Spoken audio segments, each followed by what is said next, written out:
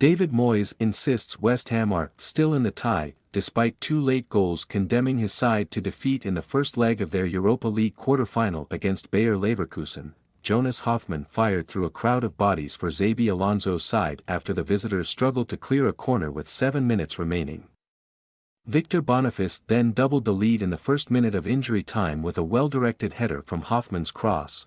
Alonso's hosts dominated possession but were largely frustrated by a superbly organized Hammers defense until Hofmann's late intervention.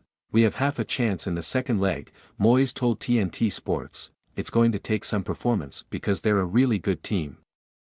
You never know what's going to happen. Let's try to get 1 and then see if we can get 2. We'll pick ourselves up for next week and hopefully get the crowd behind us." The visitors showed great discipline to limit Leverkusen's chances for much of the game while also offering a threat on the counter through the pace and power of Michail Antonio. Antonio created arguably the best opportunity of the first half as he broke down the left and squared for Mohamed Kudus, but the Ghana winger's shot was straight at Leverkusen goalkeeper Matej Kovar. West Ham did need a couple of very smart saves from Łukasz Fabianski to keep Leverkusen at bay for as long as they did. The 38-year-old keeper got down well to deny Patrick Schick in the first half before leaping to tip the striker's header over the bar in the second when he looked to have been wrong-footed. Hofmann finally found a way past Fabianski, and when Boniface nodded in the second, Leverkusen were assured of victory to stretch their unbeaten run to 42 matches. Big ask for Hammers after plan comes unstuck late on. David Moyes' strategy was evident from the off. West Ham were content to sit deep, frustrate their hosts and look to break when the opportunity arose. They so nearly executed it to perfection, with Leverkusen failing to create any clear chances in the first hour or more. "We'd like to have played more attacking.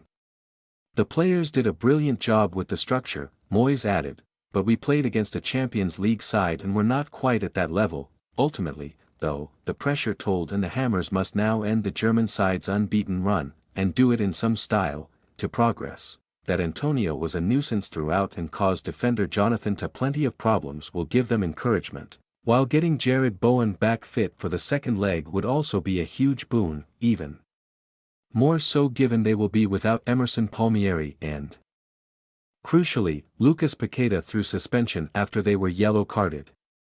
"We have to recognize what we're playing against," Moyes said. "We'll have to do exceptionally well to get that result." West Ham overturned a first-leg deficit to beat German opposition handsomely in the last round. A repeat will take some doing, but all is not lost, and if they can score the first goal at London Stadium next week, belief will soon return to a Hammers side that is increasingly savvy in European competition. Leverkusen leave it late again. The German top-flight leaders have made late goals a habit this season and scored twice deep into stoppage time to beat Karabag in the last 16. This wasn't quite as dramatic, but they were still made to wait by a stubborn West Ham side. Despite that, though, Leverkusen never showed any sort of panic as they attacked the Hammers relentlessly, looking for any space to exploit around the penalty area. "We believe in ourselves that we have the quality to score in every minute we can," Leverkusen midfielder Granit Xhaka told TNT Sports. "Against teams like this and the others who come to the BayArena, it is always difficult to find space because they sit so deep."